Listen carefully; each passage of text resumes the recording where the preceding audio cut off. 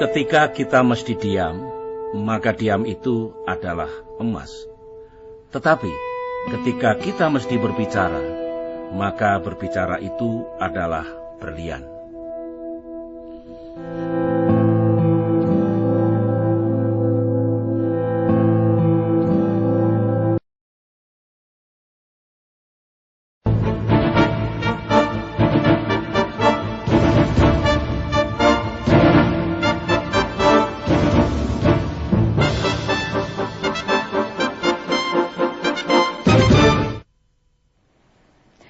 Presiden Susilo Bambang Yudhoyono akhirnya bersedia menjawab berbagai tudingan yang dilontarkan kepadanya. Apa yang sesungguhnya berkecamuk dalam diri Presiden SBY selama ini? Bagaimana tanggapan SBY atas berbagai kritikan dan kecaman yang dilontarkan lawan politiknya? Dan bagaimana SBY melihat pertarungan politik mendatang? Saya Najwa Shihab. Selama 1 jam, saya ajak Anda untuk menyimak perbincangan khusus bersama Presiden Susilo Bambang Yudhoyono. Pak SBY, terima kasih banyak kesempatan ini. Bapak, sejumlah kalangan, terutama oposisi, menilai pemerintahan Bapak gagal. Hidup tambah susah, katanya Pak. Angka pengangguran meningkat, kemiskinan bertambah. Apa tanggapan Bapak? Ya, saya juga mendengar anggapan seperti itu, dan itu biasa dalam musim kampanye pemilu, tapi saya katakan tidak benar. Tidak benar kalau kemiskinan dan pengangguran meningkat. Yang jelas, kemiskinan dan pengangguran menurun 5 tahun terakhir ini. Demikian juga tidak benar kalau kesejahteraan justru makin mundur. Secara bertahap, kesejahteraan rakyat kita makin baik. Begini, saya sering turun ke lapangan, bertemu langsung dengan rakyat kita di seluruh Indonesia. Tiap tahun saya juga melihat capaian-capaian kita, mana yang dicapai dengan baik, mana yang belum sepenuhnya bisa dicapai untuk terus kita tingkatkan di waktu yang akan datang. Oleh karena itu, saya mendasarkan atas data yang sah, baik itu yang dirujuk pada BPS kita maupun data dari Bank Dunia, angka kemiskinan dan pengangguran menurun.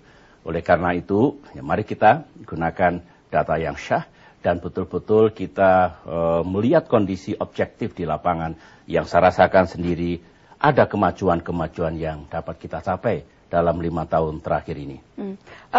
Ada bahkan iklan politik yang sempat tidak jelas identitasnya, yang menyebut seperti ini, Pak. Katakan tidak pada pemimpin yang tidak memenuhi janji. Disebutkan di iklan itu angka kemiskinan malah justru bertambah, padahal Bapak pernah berjanji untuk menurunkan angka kemiskinan. Apakah Bapak merasa tersudutkan dengan iklan itu? Ya, saya juga melihat iklan itu. Ada 2 hal yang ingin saya tanggapi. Pertama, kekeliruan bahwa rencana disamakan dengan janji.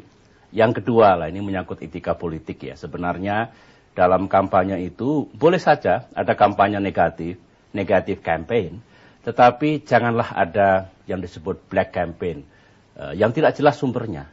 Dilemparkan isu kepada publik, kecaman pada pemerintah misalnya, kepada SBY, tapi tidak jelas, tidak bertanggung jawab siapa yang menyampaikan kecaman itu. Nah, kembali kepada yang disampaikan tadi menyangkut janji. Begini, saya ini sangat berhati-hati dalam mengeluarkan statement, baik pada saat pemilu presiden tahun 2004 yang lalu, maupun setelah menjadi presiden, agar tidak dilihat sebagai janji kembali lagi. Saya tidak pernah mengatakan kalau saya jadi presiden, kemiskinan akan hilang, pengangguran akan hilang, rakyat akan makmur dan sejahtera seluruhnya, dan sebagainya. Yang saya katakan adalah jika insya Allah saya terpilih menjadi presiden, tugas saya meningkatkan kesejahteraan rakyat, mengurangi kemiskinan, dan mengurangi pengangguran. Itu yang saya katakan. Nah, kalau rencana memang kan mesti dipahami, Najwa, mana yang rencana, mana yang pelaksanaannya. Di negara manapun, pemerintah manapun di negara kita ini, selalu ada perbedaan antara rencana dengan pelaksanaan. Ada 100 sasaran misalnya, ada sasaran-sasaran yang dicapai dengan baik, ada yang tidak sepenuhnya dicapai.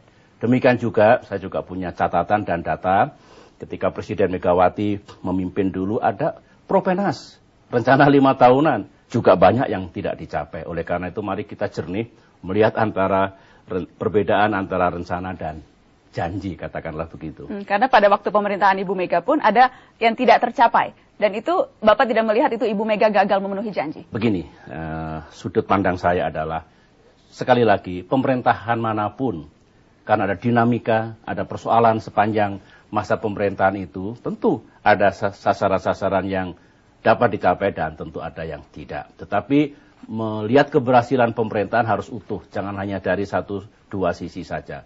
Kemudian kalau apakah pemerintahan Ibu Megawati berhasil atau tidak berhasil, ya saya kira rakyat yang bisa menilai. Saya tidak perlu menilai lagi masa lalu beliau.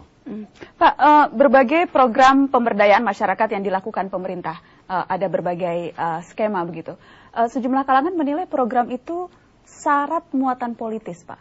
Jangan-jangan Pak SBY sedang berkampanye nih, menggunakan anggaran pemerintah untuk berkampanye kepentingan Pak SBY sebagai calon presiden mendatang. Semuanya terang benderang, semuanya akuntabel, semuanya dijelaskan kepada rakyat apa semua program-program pro rakyat itu. Dan jangan lupa, program itu sebagian besar telah kita jalankan sejak tahun 2005 yang lalu. Ingat waktu itu harga minyak meroket, kemudian harga BBM terpaksa kita naikkan. Nah, saya harus melindungi rakyat yang mengalami kesulitan. Itulah lahirnya banyak sekali program-program pro rakyat, termasuk BLT, penggratisan berobat bagi orang yang miskin, meringankan beban pendidikan bagi yang tidak mampu, dan banyak lagi program-program seperti itu. Itu bukan program politik SBY. Anggarannya jelas, tujuannya jelas, dilaksanakan oleh jajaran pemerintah di seluruh tanah air. Dan jangan lupa, karena menyangkut anggaran, semua kan juga kita bahas dengan Dewan Perwakilan Rakyat Republik Indonesia. Semuanya terang benderang, dan saya mempertanyakan mengapa kok dianggap itu program politiknya SBY. Bahkan bukan sekedar dipertanyakan, Pak, ada yang balelo, bahkan beberapa bupati menolak untuk melaksanakan itu. Bagaimana, Pak? Ya, saya juga tahu ada beberapa bupati dan wali kota yang bersikap seperti itu.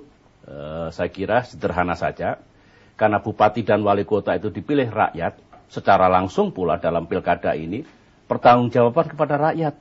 Jelaskan kepada rakyat mengapa ada program-program untuk rakyat, ya, dengan nilai yang tidak sedikit kok ditolak. Saya kira ini keluar dari etika pemerintahan yang harus dijunjung tinggi oleh siapa saja yang menjabat sebagai pejabat publik, utamanya di jajaran pemerintahan yang saya pimpin. Atau mungkin karena para bupati itu backing atau dukungan politiknya berbeda dengan Bapak, sehingga mungkin mereka punya kepentingan yang lain. Itu juga menyangkut etika politik.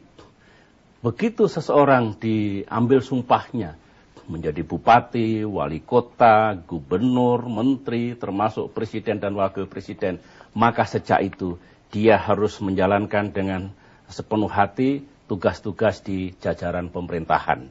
Tidak boleh dia lebih setia misalnya kepada partai politiknya, kepada ketua umum partai politiknya. Rusak kalau itu dibiarkan terus-menerus. Karena dia dipilih oleh rakyat. Dia harus bertanggung jawab kepada rakyat, bukan kepada partai politik lagi dalam kaitan ini. Oleh karena itu, mari kita tegakkan etika ini dengan baik. Ingat, dalam kapasitas saya sebagai Ketua Dewan Pembina Partai Demokrat, kalau ada seorang bupati, wali kota dari Partai Demokrat, saya perintahkan saudara harus loyal kepada gubernur. Dari partai politik manapun gubernur itu.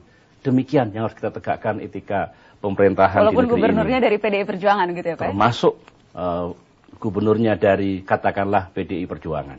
Baik, Pak, saya ingin mengacu ke wawancara Bapak di Jurnal Nasional. Bapak sempat menyebut sejumlah tokoh politik yang acap kali mengeluarkan kritikan atau kecaman kepada Bapak. Sebagian di antara mereka itu dilakukan karena tidak puas, tidak suka. Karena sempat meminta sesuatu kepada Bapak tetapi tidak dipenuhi. Betul itu, Pak? Betul, betul sekali. Ada yang datang, saya langsung atau mengirim pesan lewat seseorang, ingin menjadi Menteri A, Menteri B, minta mendapatkan konsesi ini, konsesi itu. Tentu tidak mungkin saya begitu saja memenuhi keinginan mereka. Saya ini taat sistem, taat asas. Saya harus adil, menjalankan roda pemerintahan untuk kebaikan. Rusak kalau saya mengentertain, katakanlah, orang seorang dengan kepentingannya masing-masing. Dan terus terang begini Najwa ya, saya ini respect kepada tokoh-tokoh yang kritis kepada saya dari dulu sampai sekarang. tapi dia tidak punya kepentingan lain kecuali barangkali mengkritisi presidennya, tidak apa-apa. Tetapi yang saya menganggap tidak bagus ya secara moral, di depan dengan di belakang berbeda. Saya kira janganlah kita memasuki wilayah politik di negeri kita seperti itu. Boleh saya tahu Pak siapa yang sepertinya melakukan seperti itu? Cukup di sini. Yang sebetulnya keras di depan tapi di belakang sebetulnya ada maunya? Cukuplah ya. Saya berpikir yang bersangkutan juga mendengar statement saya ini, janganlah kita mengembangkan sikap dan perilaku seperti itu. Baik, Pak SBY nanti kita akan lanjutkan lagi. Pemirsa, bagaimana sesungguhnya tanggapan Presiden SBY atas keputusan Partai Golkar untuk mengusung calon presidennya sendiri? Saya akan tanyakan hal itu sesaat lagi. Tetaplah bersama kami.